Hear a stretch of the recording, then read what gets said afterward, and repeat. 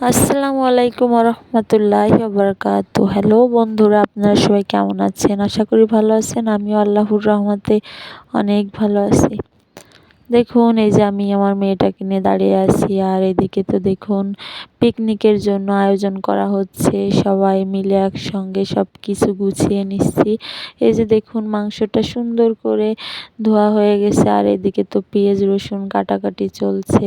আমাদের বাড়িতে অনেক মেহমান, আমার 4টা ননদের মেয়েরা, আমার যা, আমরা সবাই মিলে একসঙ্গে, জায়ের বেটার বউ, সবাই মিলে একসঙ্গে আজকে একটা বাড়িতে পিকনিক করব রাত্রিবেলা। এই যে দেখুন সুন্দর করে চালটা আমার ননদের মেয়ে ধুয়ে নিচ্ছে, আর আমি একটু ভিডিও করে নিচ্ছি। ভাবলাম আপনাদের সঙ্গে একটু শেয়ার করি আমাদের বাড়ির আনন্দটা, কিভাবে আমরা সবাই মিলে একসঙ্গে আনন্দ করতেছি। আসলে সবাই মিলে একসঙ্গে আনন্দ করার মজাই অন্যরকম।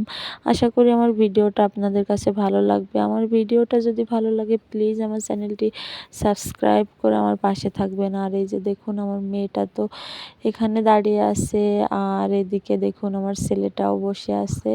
আর এই যে আমার ভাসুরের মেয়ে, ভাসুরের বেটার বউ, আমার ননদের ছেলে, ননদের মেয়ে, আমার বড় যা, সবাই মিলে এখানে বসে আছে। আর এখানে তো পেঁয়াজ কাটাকাটি চলছে, আর এদিকে তো চাউলগুলো ধুয়ে সুন্দর প্রায় 5 কেজি চাউল আছে, আর এই যে পানি ঝরিয়ে নেওয়া হবে। আর একটা কড়াই চুলার উপর বসিয়ে দিচ্ছে, চুলাটা বানিয়েছে দেখুন উঠানের উপর ইট দিয়ে চুলা বানিয়ে নিছে। আর এদিকে তো আমার বেটার বউ রান্না করতেছে, আর আমরা চারপাশে বসে আছি আর বলতেছি আমাদের নতুন বেটার বউর হাতের রান্না খাবো, আজকে বিরিয়ানি রান্না। কড়াইতে পেঁয়াজটা সুন্দর করে ভেজে রেখে দিয়ে এই যে পাতিলটা বসিয়ে দিছে। আসলে যারা ননদ দেওর ভাসুর থাকলে আসলে ভয় পান, ভাবেন যে আসলে অনেক ঝামেলা, অনেক মানুষ, এটা আসলে ভুল। অনেক মানুষ না থাকলে আসলে আনন্দটাও হয় না। আমাদের বাড়িতে এই যে আমার 4টা ননদ, আমার ভাসুর 2টা, তাদের ছেলে মেয়ে দিয়ে আমরা যখন একসঙ্গে আনন্দ করি, আমাদের বাইরের কোনো যখনই আমার ননদরা আমাদের বাড়িতে বেড়াতে আসে তখনই আমরা সবাই মিলে একসঙ্গে প্রতিবারই এভাবে পিকনিক করি। আর সবাই মিলে এভাবে আনন্দ করার মজা তারাই বুঝবেন যাদের বাড়িতে অনেক মানুষ আছে, অনেক মেহমান আসতে যারা পছন্দ করেন। যারা শহরে থাকেন তারা আসলে আনন্দটা বুঝবেন না। ইতিমধ্যে আমরা কিন্তু ভালো লোকের সাথে দেখা করলাম। মামি হ্যাঁ হ্যাঁ পর তার সাথে কিছু ছবি তোলার আমার অনেক বড় শখ আছে। আর বলতে কি আমি এই জন্য করতে পারি ও সাইলে এটা কয় কত আমি বলে দিছি এটা কত তোর কত দে দে ঢালে দে আসলে মামি ওই সাইড মামি এদিকে তাকাও মামি এখানে তাকাও। এদিকে তো দেখুন আমার ননদের মেয়ে আমাকে ভিডিও করতেছিল, আমি জানি না। তারপর সে আমাকে বলতেছে মামি এদিকে তাকাও।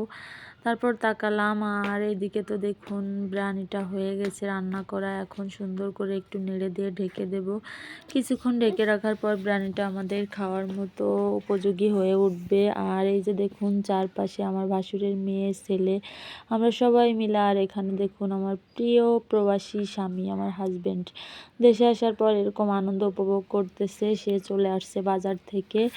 আর এদিকে তো দেখুন আমাদের পিকনিকের রান্নাও প্রায় শেষ, আর এখন আমরা সবাই মিলে খেতে বসবো। আসলে খেতে বসার ভিডিওটা আমি করতে পারিনি, আমার মেয়েটা অনেক কান্নাকাটি করতেছিল, এই জন্য হচ্ছে মেয়েটাকে ঘুম পাড়াতে চলে গেছিলাম। আমি একটা ফ্যাশে এসে কিভাবে রান্নাটা করব মানে কমপ্লিট করব আমি আসলে রান্নাটা কমপ্লিট করতে আর 2 ঘন্টা লাগবে তো।